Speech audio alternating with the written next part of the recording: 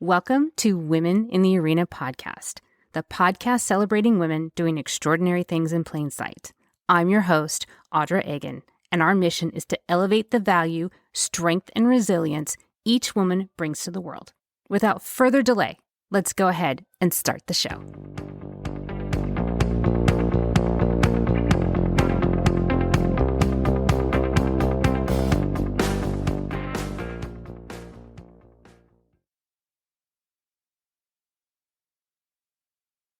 Welcome in, everyone, and thank you so much for joining me again this week. We're going to do something a little bit different this week as I am off on an adventure, and I'll tell you all about it when I get back. But I didn't want to leave you without anything to listen to, so my good friend Adela Yelton over at the Latina South podcast has allowed me to use a couple of her episodes for you to listen to. And I think this week you just might recognize her guest. I hope you enjoy this week's episode. So without further delay, let's start the show. Hola, I'm Adela Yelton, and thank you for joining us at Latina South. Latina South welcomes friendly conversations with Latinas and friends who live, work, and play throughout the South and Southeast. Let's hear about what Latinas are creating and how they're making good things happen for their families, businesses, and communities. We'll enjoy some savory bits of wisdom while we share about what it takes to thrive in life while holding on to the best of what makes us Latinas in the South. Welcome. She says if it's something that you want, then you just go and do it and don't let anybody or anything stop you or talk you out of it, even if that's you. Today we welcome Audra Agen. Audra is Latina, and she lives in the South, West. She was born and raised in Arizona. Audra is an award-winning sales professional, and she created Women in the Arena podcast, which celebrates women leading extraordinary lives in plain sight. Let's listen as Audra shares with us how the entrepreneurial spirit of her Sonoran grandmother and being the descendant of a Spanish explorer both influenced her to create her podcast.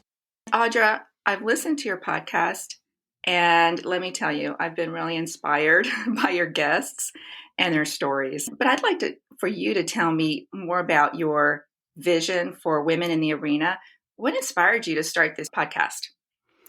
Well, I was inspired because I've been in an industry where I'm surrounded by women that are brilliant. And also I'm surrounded by women that we are the minority in this industry.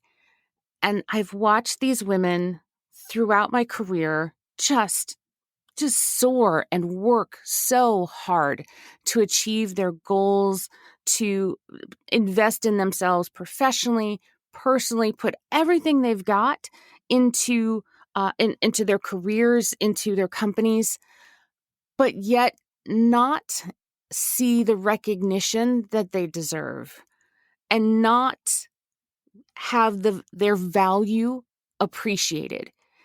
And I kept hoping that the world would change, that the conversation would move forward, that there would be a more collective appreciation of all of their work.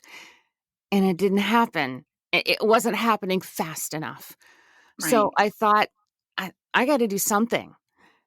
So I decided to create a platform to give these women an opportunity to highlight how amazing and incredible they are. And my mission is literally to celebrate women doing extraordinary things in plain sight.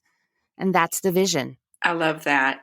And the part of the vision where you say in plain sight, I agree with you. I mean, there are so many women walking around everyday life that have done amazing things. And I know that there are different ways to celebrate and support women. Why podcasting? That completely happened by accident. I guess I'm an accidental podcaster.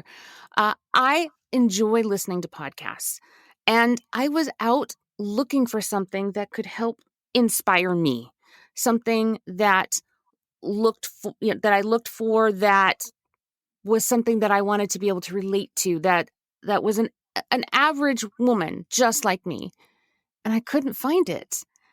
And I thought, well, this is an amazing medium because I can do it in my home, and as we sit, I record out of my master closet. If you want to know the truth, it, it is a low barrier to entry. You don't need a whole lot of fancy equipment to do it, and it's not nearly as saturated as YouTube.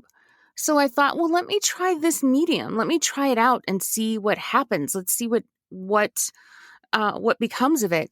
And it turns out that I just love it because it's such an interesting way to connect with your audience, because you are literally invited into their lives and you're allowed to sit with them and have a conversation. And I think that's such a cool way to communicate. It is cool and a great way to connect and get to know your guest. And that comes through in your podcast. I definitely feel it when I hear you interviewing your guests. You actually still are in the consulting world. What would you call it, work-wise? I will say it is corporate. I work in the corporate industry. So yes, I have definitely a business background. And business and in sales, right? That is correct. What would you describe as a sales, what you do in sales? What I do in sales is I connect and create relationships, because ultimately that's the building block of what you're trying to do. You need to connect and create a relationship, because in sales, you're trying to either solve a problem or you're trying to avoid a problem. And the only way to learn what that is to get to know them, to get to know their business, to get to know the players in the business and what's important to them and what they want to avoid and what they want to achieve. And I spend quite a bit of amount of time in what I refer to as the discovery phase and getting to know them. And then once I get to know them and I can build an idea of who they are, what they need, where they want to go, what they want to avoid, then I can provide to them a solution that will help them get there. And I don't know that is necessarily what you would call traditional sales, but that is definitely Audra sales. When you talk about connecting and creating relationships and getting to know people, wow. How does that translate to your podcast? Did you see that connection?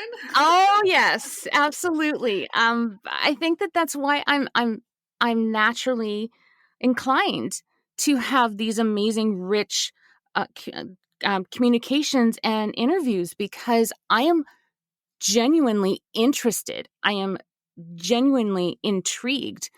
I also have years and years and years of training behind me that help me ask inquisitive questions. And like I said, I'm very fortunate that I have this natural leaning of I'm just really curious and interested in getting to know people. When you think about this podcast and what it's meant for you and how you're able to connect, what advice would you give to other folks that might be thinking about starting their own podcasts? I would say do it. Start it. Do it. Yeah. Do it. Start it. Don't think too hard about it. Don't talk yourself out of it. Just dive in and do it. Because, first of all, you've got nothing to lose. It is a low barrier to entry, and you have everything to gain. Even if all that you gain is a more rich experiences for yourself, that in and of itself is worth it. I know I'm one, I tend to overthink things. So do you ever do that? Are you kidding me? I overthought launching this for 2 years. So I had this idea 2 years ago to do this. Yeah. Yeah. And then I finally decided to do it in December, and it still took me 6 months to launch it because I was I was concerned. I was afraid. I was intimidated. I was anxious. And I thought, well, what if nobody listens to it? What if nobody likes it? And then finally, I just got to the point and went, so what? So what if nobody listens? So what if nobody likes it? And to my wonderful surprise, people like it and people listen. And I am so glad that I got over myself and just finally dove in and did it, because the experiences that I've had have been life-changing. You're willing to figure it out and learn as you go. And that's inspiring to a lot of people. You have some really interesting folks that come on your show. How do you find folks? How do you find people to tell their stories? Finding people is not hard. When I started my podcast, I started with my friends. So basically, I told them I'm doing this and you guys have to come on the show. I didn't really give them a choice, but they were happy to do it. And then I said, okay, ladies, I need you to go and help me find other guests. Refer me some women that you know. And so they started referring me women that they knew that were in other circles of their lives, and they would invite them in. And lo and behold, these women embraced me. They said, I love the mission. I love what you're trying to do. Yes, we want to help you. And then I would ask the same thing of them. I'm like, please refer me other women that you think would be appropriate for our podcast. And they did. And it's grown over time. And now I have people emailing me saying, I think you should talk to this person. I think you should talk to this person. And then quite honestly, there are some people that I admire because I'm watching them on Instagram, because then maybe they're small business owners, or they are coaches or whatnot, that I thought, gosh, she looks really interesting. I'll just email her and see what she says. And sometimes the answer is yes. And sometimes the answer is no, but that's okay, because I'm going to keep on going, because I'm not going to run out of women to talk to. That I promise you. Wow. And you're right. You don't know until you ask. Yeah. And because the worst they can say is no. And I'm okay with that. I'll just move on until I find a yes. Yeah. And your entrepreneurial spirit comes through for sure. Have you always been an entrepreneur? No. I think I've always been a feisty, independent spirit. I think that's innate to me as an individual, but I think it's also innate to me as my culture. I have some incredible women in my background. I have incredible, feisty Hispanic grandmothers. One that influenced my life so significantly that I am so grateful to her, even though I no longer have her with me in the physical universe. She was just so amazing and industrious and forward thinking. I think that she put all of those characteristics in me. I just didn't know that they were entrepreneurial. I had no idea. It wasn't until I started this podcast that I found this passion of being an entrepreneur. And it's such an interesting feeling that I thought, wow, it's it's clearly obvious that it's been there the whole time. I just didn't recognize it as to what it was. Wow. So your grandmother influenced you to become a podcaster. You know what? She really did, because she and I need you to picture this. My grandmother was born in Sonora, and she was 5 foot nothing, maybe 100 pounds soaking wet. And she was so feisty and fierce, and she did everything fiercely. She loved with no fear. She also had anger with no fear. And she inspired me to do anything. She told me not to be afraid of anything. And she says, if it's something that you want, then you just go and do it, and don't let anybody or anything stop you or talk you out of it, even if that's you. And so your grandmother was Latina. Oh, yes. And you're Latina. Yes. Tell me more about your Latina background. My mother is Hispanic. So my grandmother was from Sonora. My grandfather was born here in Arizona, in Bisbee, Arizona, but is a descendant of Juan Bautista Francisco de Anza, and he was an explorer for the Queen of Spain. And so on my mother's side, I have both the Mexican heritage and the Spanish heritage. My father is a regular old American. He's Anglo-Saxon to the core. So I have the opportunity to have both sides of these cultures, and being born in Arizona.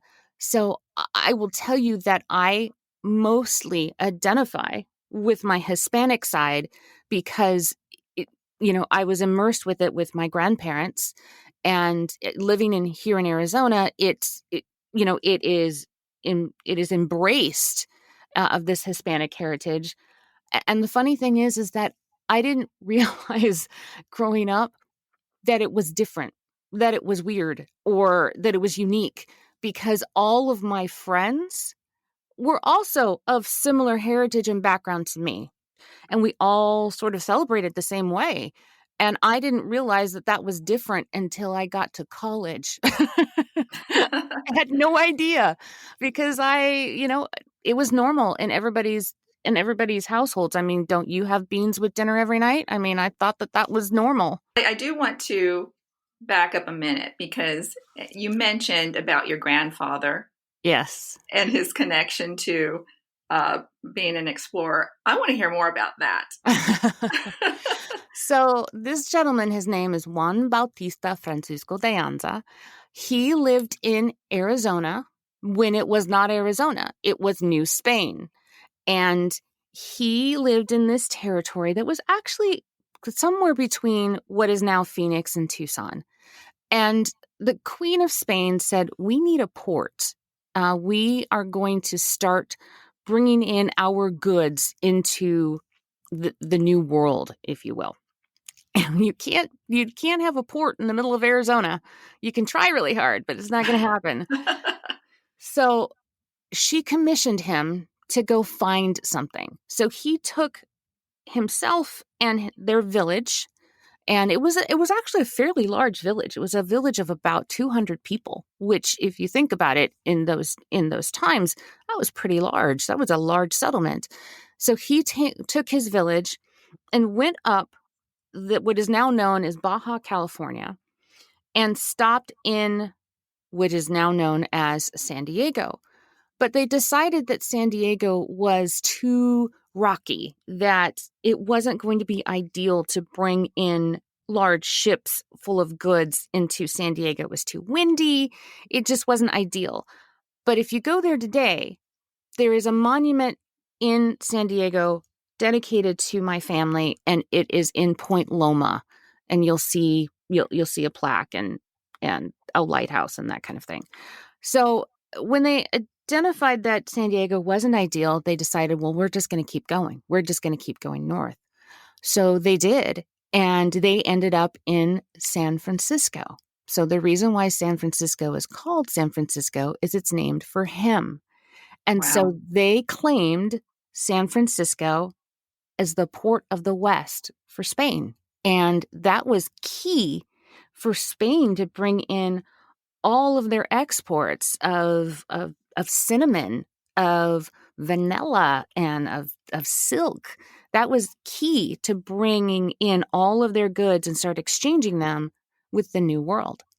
I can't wait to read the book. Yeah, it's That's a good history lesson. yeah, there are several books out there about him.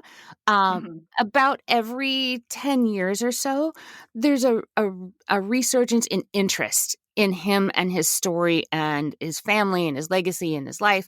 So about every 10 years, I get invited to cut a ribbon at a museum or attend a luncheon or something like that as a representative of the family. Oh, wow. That's amazing.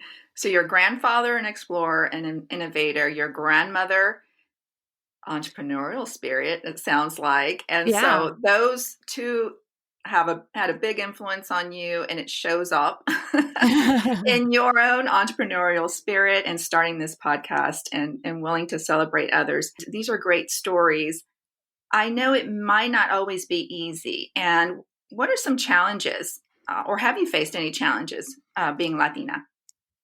Yes and no, because I am of I'm fair skinned, so I am light olive skin and dark hair. So I am not always identified as Hispanic, which means that sometimes my my people that I get introduced to, when I tell them my heritage, they look at me and say, you don't look like what I thought what a Hispanic person would look like. And so Mm-hmm. then you must not be a real Hispanic person. But I'm just like, I can't change my DNA. This is this is Mm-hmm. what I look like.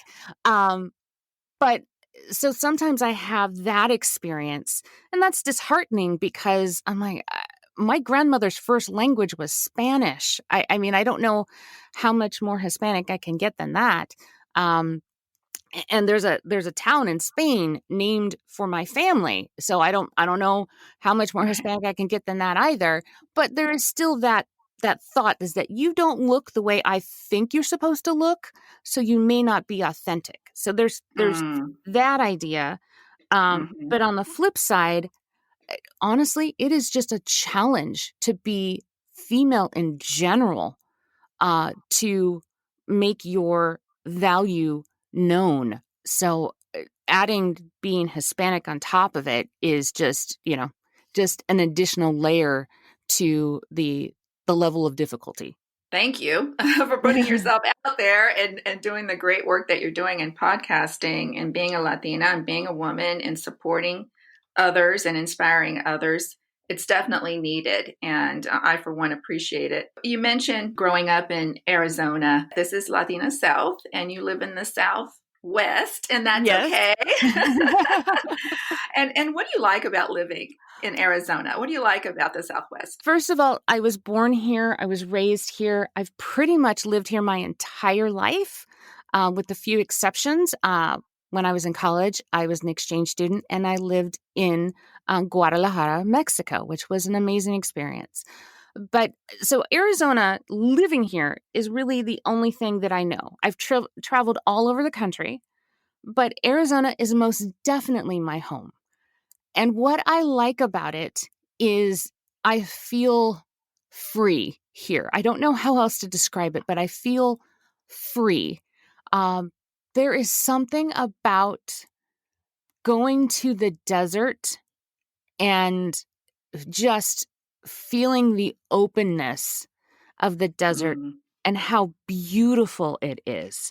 And I know that that's not everybody's particular cup of tea, but for right. me, it's just stunning when you go and when all of the wildflowers are in bloom. There's this grounding and this connectivity that I feel, and I feel safe.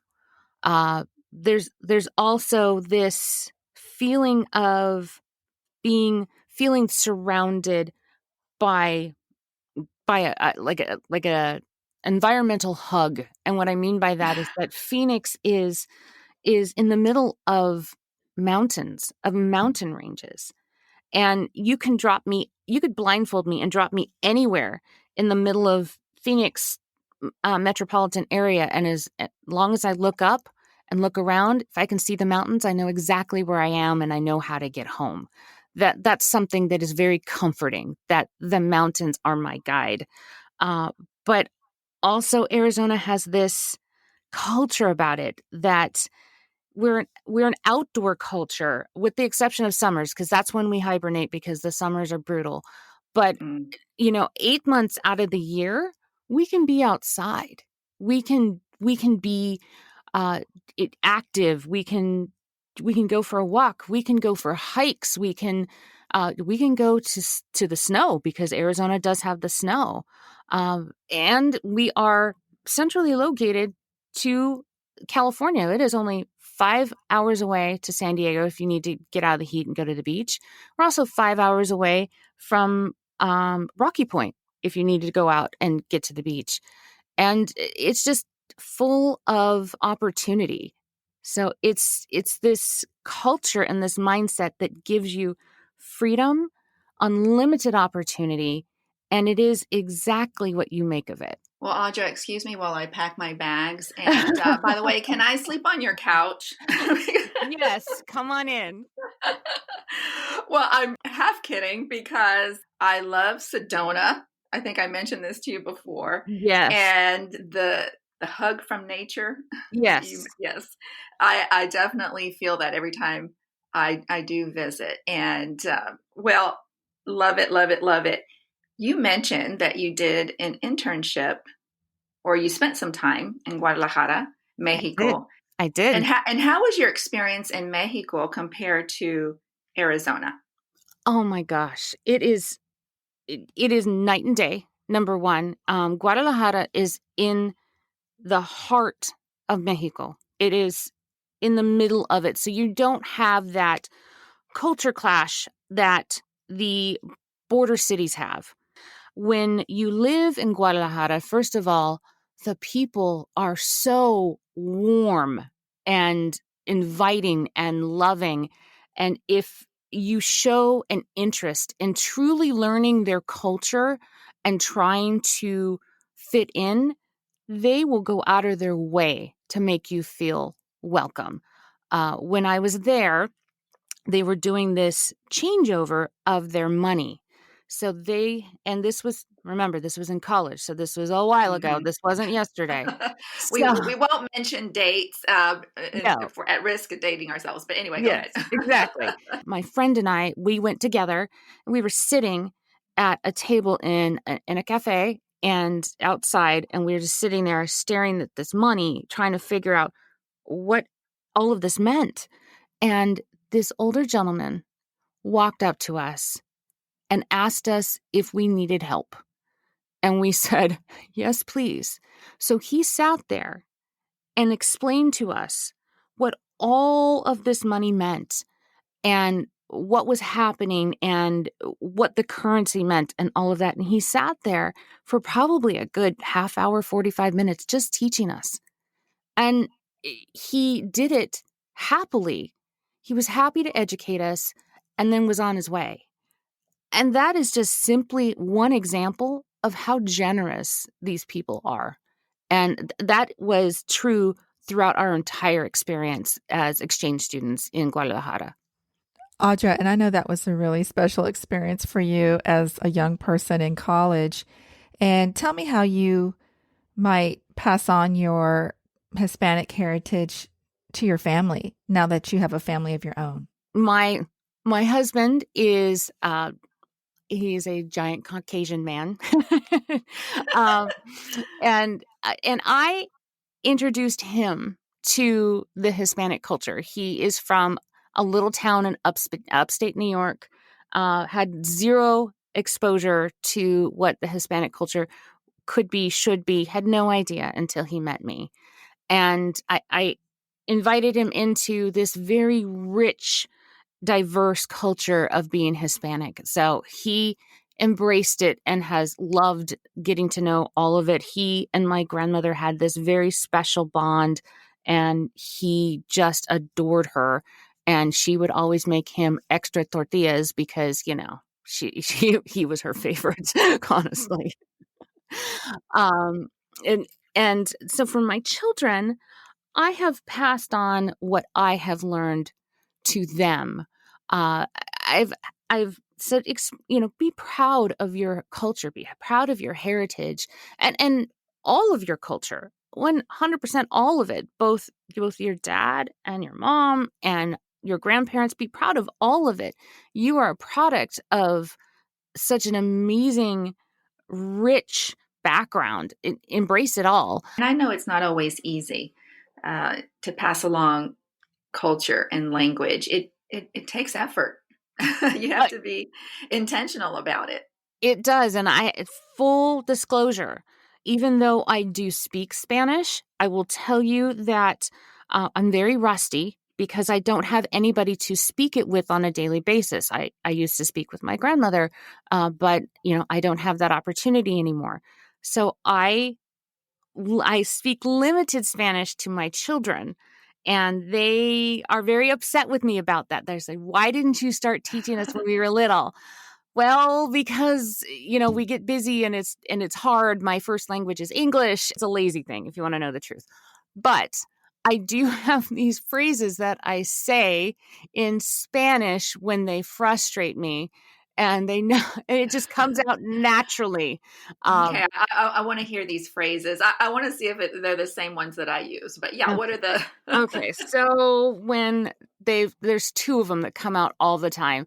The one is "Ay, Dios mío." That comes out constantly, and then the other one is "Ay, ay, ay, ay, ay, ay, ay, guys, you're killing me." But the "ay, ay, ay" is what comes out first. Yeah. So, and these are the little ways, right, that our culture comes out, and it may not look the same for everyone, but I mean, those are the things that we appreciate and that we live every day, and that's part of who we are. Audra, tell us, what is the best way we can support you and your podcast? Thank you for asking me that. First, listen to it. Tell me what you think. If you like it, share it with somebody else. That's the first thing, because I'm literally trying to change the world one interview at a time. And the more people that I can reach, the more people that I can encourage this message of let's unify and move us forward. So that's the first thing. Second thing is that if you or somebody that you think would be an interesting guest on my show, please send them to me. I want to talk to them. I want to talk to as many women who will be willing to talk to me on air. And I want all women. We are an inclusive organization. I want all shapes, sizes, colors, ethnicities, political backgrounds. I want them all. Please send them to me, because ultimately, what I believe is that we are way more similar than we are different. And if we start to acknowledge and unite with our similarities, that's when real change happens. I accept your invitation to listen, and I'll keep Thank on you. listening. And before we go here, I do want to ask: are there any words of wisdom, any nuggets that you'd like to leave with us that we haven't talked about already? Everybody has this little quiet urging in them, this little quiet voice of something that they've been wanting to do. They've been thinking about, they've been contemplating, and they've been thinking, gosh, if only I could, if only it were possible. This is what I'd say to you. Dare to try. Try it. If it fails, so what? Try again. If you don't, that will always, always gnaw at you. So take the risk. And as many of my guests have said, bet on yourself. You are your greatest asset. You are your highest return. Whatever it is, try it. Do it. Dare it. Because you are not out there by yourself. I am behind you, and I've got an entire army of women that are behind you, cheering you on. Please dare to do it and bet on yourself. And Audra, we're behind you. We look forward to supporting you, and I look forward to following your success. And thank you so much for being on Latina South. Oh, thank you. I am so excited that you invited me. I am so pleased to be here. I'm so pleased to represent a Latina in the Southwest. And I look forward to listening to your podcast and watching you grow as well. Oh, thank you. And by the way, save a space on your couch for me, because I'll be visiting someday. Come on in. Thank you for joining us on Latina South. And I'd like to thank a few people behind the scenes that help with the show. And that's Jennifer Joyner on social media, Paul Brown with sound support, Cooper Works with logo and graphic design, and thank you. The best way to support our show would be to listen, subscribe, share, rate, and review on Apple Podcast, Spotify, Google Podcast, or wherever you listen to our show. Hasta la próxima. See y'all.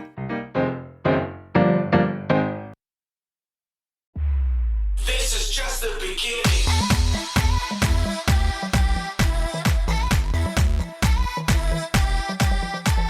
That's our show. I am so grateful for each and every one of you and your unwavering support and your continued belief in this movement that has become much bigger than me, much bigger than just a podcast. It has become this forward momentum that we are all doing together. If you are ready, or you know somebody that is ready to tell your story and share your value with the world, please connect with me. You can reach me at audra@womeninthearena.net. I am so honored and thankful that you will share your story with me, and I'll make sure that it is well taken care of. I will never stop thanking each and every one of you, and I cannot wait to talk to you again next week as we share another woman's story and we celebrate her doing extraordinary things in plain sight. We'll see you next time.